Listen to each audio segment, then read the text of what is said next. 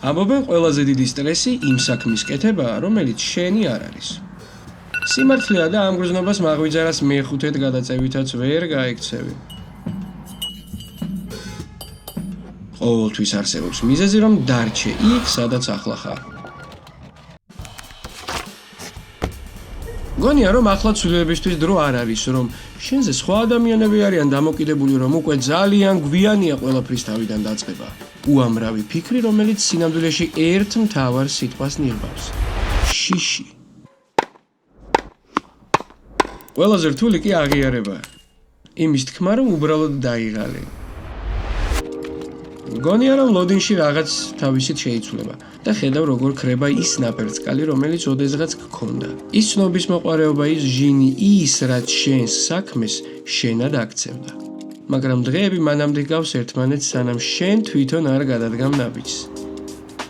ერთს, პატარას, მაგრამ ყველაზე მნიშვნელოვანს. ნაბიჯს საკუთარი თავისკენ. ცვლილება ერთი სწორი ნაბიჯით იწყება. ხომ მზად ხარ ცვლილებებისთვის?